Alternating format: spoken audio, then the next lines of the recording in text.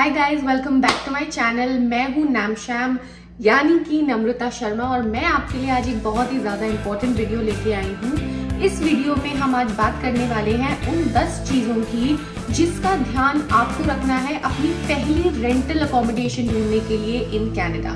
तो चलिए शुरू करते हैं आज की वीडियो। अब जैसा कि मैंने पहली वीडियो में भी आपको बताया था कि आप जब कनाडा लैंड करेंगे तो सबसे पहली चीज आपने करनी है कि एक एयरबीएनबी या फिर एक टेम्पररी अकोमोडेशन में मूव इन करना है। आप आते ही यहाँ पर रेंटल अकोमोडेशन नहीं ढूंढ पाएंगे, नहीं ढूंढनी चाहिए है। वो इसलिए क्योंकि यहाँ पर बहुत सारे स्कैम्स होते हैं एंड उससे बचना बहुत ज्यादा जरूरी है। तो सबसे पहली चीज आपने करनी है कि जैसे ही आप कनाडा में लैंड करें, अपने एयरबीएनबी में शिफ्ट हों, आप उसी वक्त से घर ढूंढना शुरू कर दें। Because you don't start soon enough, you start to stress later on. That's why मेरी सबसे पहली टिप आपको यही होगी to start as soon as you land in Canada.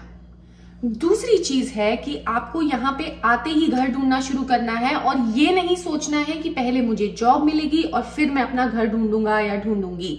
ये सबसे बड़ी गलती लोग करते हैं और इसका खामियाजा बाद में भुगतना पड़ता है।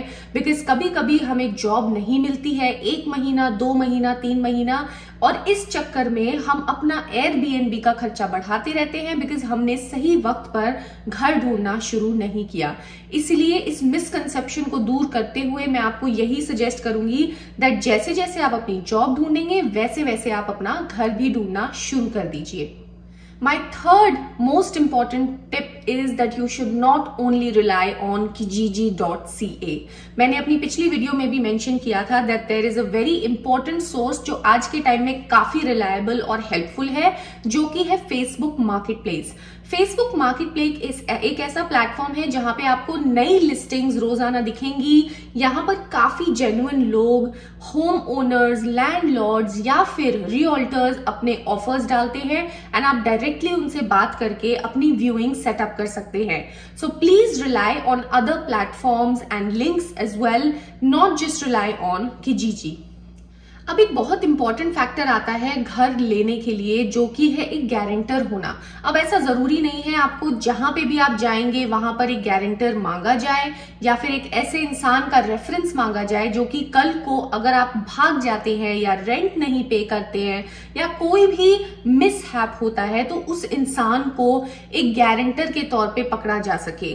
तो ऐसा जरूरी नहीं है कि हर रेंटल अकोमोडेशन या लैंडलॉर्ड या फिर land owner, a home owner will ask for that guarantor. But मेरी रिकमेंडेशन यही है कि जब आप कनाडा में आए तो कुछ रेफरेंसेस या फिर कुछ हेल्पफुल लोगों की मदद लेके आप उनकी रेफरेंस रख सकें एज अ गारंटर। बिकॉज कभी कभी ऐसे बहुत सारी सिचुएशंस होती हैं जहां पे घर लेने के लिए लोग गारंटर को जरूर मांगते हैं एंड जब आपके पास वो नहीं होता है लेकिन बाकी सारी डॉक्यूमेंट्स होती हैं तो वो एक पॉइंट आपका पूरा का पूरा प्लान चौपट कर देता है। सो मैं यही कहूंगी कि before you start looking for a home, it is a good idea कि आप एटलीस्ट एक गारंटर का नाम अपनी लिस्ट में जरूर रखें। Now there is a very important point here कि जब आप इंडिया से आए तो आप कितना कैश लेके आ रहे हैं या आप कितना फंड्स लेके आ रहे हैं। मैं ऐसा इसलिए बोल रही हूँ बिकॉज हम में से बहुत सारे लोग ऐसा सोचते हैं कि हम 1500 कैश में ले आए या फिर $500 क्रेडिट में ले आए या फिर हम अपने कार्ड में उस पैसे को डलवा के लेके आए। That is completely all right. But ऐसा कई बार होता है कि बहुत सारे जो रेंटल अकोमोडेशंस होती हैं they ask for 2 months advance या first and last month advance, और sometimes there are also rental places that ask for more than 3 or 4 months of rent at once। अब ये लगभग आपको पड़ेगा, अगर मैं इंडियन रुपीस की बात करूं तो लगभग आपको 9 से 10 लाख रुपए लगाने पड़ेंगे सिर्फ 4 महीने का यहाँ पर रेंट देने के लिए। एंड अगर आप एक बहुत ही डिफिकल्ट सिचुएशन में फंसे हैं जहां पर टाइम खत्म हो रहा है आपके एयरबीएनबी का and you really want a specific location और a rented place, then it might cause a lot of problem because India से कनाडा तक पैसा मंगवाने में कम से कम 1 या 2 या 4 दिन भी लग सकते हैं।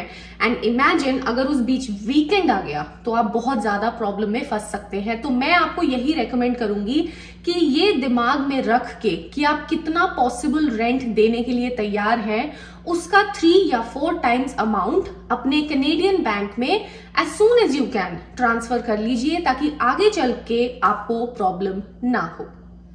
अब मैं एक बहुत ही इंपॉर्टेंट पॉइंट आपको बताने वाली हूं, जो कि ज्यादातर लोग इस पे एम्फेसाइज नहीं करते हैं, जो कि है नॉट एक्टिंग फास्ट इनफ। अब मेरे यहाँ पे कुछ दोस्त हैं जिनके साथ ऐसा बहुत बार हुआ कि उन्हें एक रेंटल अकोमोडेशन पसंद आई, कोई कॉन्डो या अपार्टमेंट उन्होंने पसंद किया, पर जब अगले ही दिन उन्होंने उस लैंडलॉर्ड को कांटेक्ट करने की कोशिश की या उस रियल्टर से बात की, तो वो घर जा चुका था। नाउ आई नो ये फैक्टर बहुत ज्यादा इंपॉर्टेंट नहीं होगा कई लोगों के लिए, लेकिन इट इज वेरी इंपॉर्टेंट कि यहाँ पे आप बहुत फास्ट मूव करें। अगर आप फास्ट इनफ नहीं है तो वो घर किसी और को चला जाएगा। ऑल्सो कीपिंग इन माइंड कि 2023 में बहुत सारे इमिग्रेंट्स आने वाले हैं, क्योंकि FSW ड्रॉज वापस से रिज्यूम हो चुके हैं। So you have to be very careful कि आपका क्या बजट है, आपकी क्या रिक्वायरमेंट्स हो सकती हैं। Be ready with all your documents, with all your funds, ताकि जैसे ही आपको एक घर पसंद आए, you can just finalise it and go and start living in that place. So remember, act fast enough, वरना वो अपॉर्चुनिटी किसी और को मिल जाएगी। अब यहाँ पे इमिग्रेंट्स को एक बहुत बड़ा प्रॉब्लम फेस करना पड़ता है जब वो नए नए आते हैं, क्योंकि उनके पास गाड़ी लाइसेंस नहीं होता है। They always have to use the public transport. और कई जगहें कनाडा में ऐसी हैं, टोरंटो में ऐसी हैं, जहां पे आपको पब्लिक ट्रांसपोर्ट इजिली नहीं एक्सेसिबल होगा। तो इसका मतलब ये है कि अगर आपको 5 किलोमीटर दूर भी जाना है तो आपको लगभग 1 से 1.5 घंटा लग सकता है। इसलिए मेरा यहाँ पे एक बहुत बड़ा रिकमेंडेशन है कि अगर आप एक घर देखने जा रहे हैं तो आप सिर्फ एक ही घर देखने ना जाएं। उस पर्टिकुलर एरिया में अगर आपको लगता है आप 2 से 3 व्यूइंग्स अरेंज कर सकते हैं एक दिन में, then I would highly recommend कि you do that. Why? That will also save up on your time, the money that you're spending on the travel, and it will save a lot of energy. और मैं आपको सच में दिल से बता रही हूँ, एक मन की जो तसल्ली होती है ना कि हाँ आप पूरा दिन मेहनत करके 3 घर की व्यूइंग्स या 4 घर की व्यूइंग्स करके आई, उसका सेटिस्फैक्शन कुछ और ही होता है। तो मैं यही रेकमेंड करूंगी कि अपने दिन को इस तरीके से प्लान कीजिए कि वो ज्यादा से ज्यादा फ्रूटफुल हो और आपको ज्यादा से ज्यादा सेटिस्फैक्शन दे सके। चलिए बात करते हैं एक और बहुत इंपॉर्टेंट पॉइंट की, जो कि है स्कैम्स। यहाँ कनाडा में सबसे बड़ा स्कैम है रेंटल स्कैम। इसका मतलब ये है कि बहुत सारे लोग किजीजी या फिर अलग अलग सोशल मीडिया वेबसाइट्स के ऊपर किसी जगह की फोटो डाल देंगे और फिर आपसे कहेंगे कि आपको एडवांस पेमेंट्स करनी है। एंड क्योंकि आप इंडिया या पाकिस्तान या फिर ऑस्ट्रेलिया जैसी जगहों पे रह रहे हैं, तो आप दूर बैठे बैठे एक बहुत सुंदर सी जगह देख लेते हैं, अपने सपने बना लेते हैं और आप सोचते हैं ठीक है मैं यहाँ पे आधा रेंट अभी दे देता हूँ, आधा रेंट जाके दे देता हूँ। और जब आप वहां फाइनली पहुंचते हैं आपको पता चलता है कि ये जगह तो एग्जिस्ट ही नहीं करती। ऐसे स्कैम्स कनाडा में होने बहुत बहुत कॉमन है। इसीलिए मेरी बहुत बड़ी राय आप लोगों को ये रहेगी कि जब आप लोगों को एक घर सिलेक्ट करना है, आप फिजिकली वहां जाइए, उस जगह को देखिए और जब आपकी मन की तसल्ली हो तभी आप पूरा रेंटल पेमेंट कीजिए। Otherwise do not do it. Always remember that you also need a lease or a rental agreement that will help you out in having a written statement or a written agreement. And कल को अगर कोई scam होता भी है तो आप police के पास जाके एक प्रॉपर डॉक्यूमेंट दिखा सकते हैं कि मेरे साथ ये स्कैम हुआ है, please help me out, please help me catch the culprit. And that's why it's very important to visit a location before finalising the place. अब इसी टिप से फॉलो करते हुए मैं एक और आपको रेकमेंडेशन देना चाहूंगी कि जब भी आप एक घर फाइनलाइज करें तो किसी भी घर को बिना लीज या रेंटल एग्रीमेंट के बिना ना फॉलो अप करें। बिकॉज आई फील लाइक जब आपके हाथ में कॉन्क्रीट प्रूफ होता है, एक सबूत होता है that yes I have paid so and so amount, मैंने फर्स्ट एंड लास्ट मंथ का रेंट दिया है, मुझे यूटिलिटीज में इतना पैसा देना है, मेरे अमेनिटीज में ये इंक्लूडेड होगा, मैंने इस इंसान से ये जगह रेंटल प्लेस से I have signed off on this place from this person, I've been handed over this place from this so and so person. That makes the case stronger. It will definitely keep you in a much higher position कल को आपके साथ कुछ भी ऊंच नीच होती है तो आपके पास वो रिटन स्टेटमेंट जरूर होगी। तो अगेन यहाँ पर हर एक चीज का प्रूफ रखना, कोई बिल हो या फिर कोई रिसीट हो या फिर कोई एग्रीमेंट हो, वो होना बहुत जरूरी है। एंड इनफैक्ट ये चीज तो हमारे पेरेंट्स, हमारी टीचर्स हमें बचपन से सिखाती है कि आप कोई भी डिसीजन लेते हैं, कोई भी पार्टनरशिप करते हैं तो उसका रिटन प्रूफ होना बहुत ज्यादा जरूरी है। तो आइए जान लेते हैं आज की लास्ट टिप, जो कि है मेरी एक bonus tip. Now as you all know that मैं एक काउंसलिंग साइकोलॉजिस्ट हूं और मेरे लिए मेंटल हेल्थ मैटर्स बहुत इंपॉर्टेंस रखते हैं। तो मैं आपको यही कहना चाहूंगी that never settle for anything less.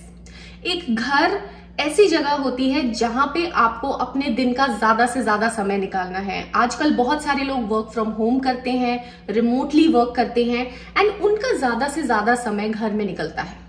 And अगर आपको लगता है कि वो घर आपके दिन का ज्यादा से ज्यादा समय आप वहां पे स्पेंड कर रहे हैं, then it should make you happy. Always look at the surroundings, always see how the vibe of the house feels. That's why मैं कहती हूँ किसी भी घर को चुनने से पहले आप वहां जाएं, वहां की वाइब को महसूस करें एंड तब जाके उस घर को फाइनलाइज करें। ऐसे बहुत सारे लोग होते हैं, कनाडा में बहुत सारे केसेस मैंने देखे हैं जहां पे लोग कहते हैं कि हमें डिप्रेशन हो गया।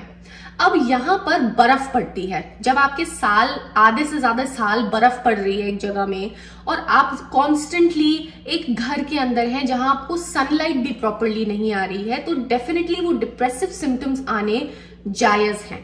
इसीलिए अगर आपको लगता है कि आप बेसमेंट में सेटल नहीं हो पाएंगे, then look for an accommodation that has enough light, enough sunlight coming into your house, because a lot of our mental health issues are associated with the lack of sunlight.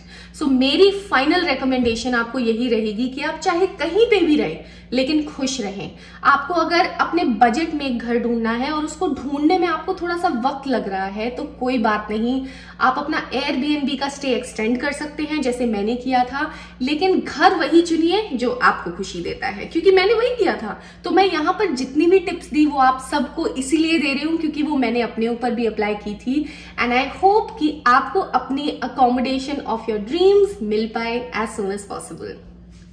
तो जी ये थी आज की video. I hope आपको मेरी video अच्छी लगी होगी। मैं सोच रही हूँ कि इस वीडियो का पार्ट 2 बनाया जाए, क्योंकि अभी भी मेरे पास 10 टिप्स और है जो कि आपको अपनी रेंटल अकोमोडेशन ढूंढने में हेल्प कर सकती हैं। तो let me know in the comment section that क्या मैं पार्ट 2 बनाऊं या नहीं बनाऊं। मैं अपना मन बना के आपको बताऊंगी, लेकिन लेट्स सी कितनी कमेंट्स हाँ कहती हैं एंड उसके हिसाब से मैं अपनी नेक्स्ट वीडियो को सेटअप करूंगी। तब तक के लिए do like, share, comment and subscribe to my YouTube channel जो कि है नामश्याम इन कनाडा। मैं आपको मिलूंगी अपनी अगली वीडियो में, तब तक के लिए बाय बाय।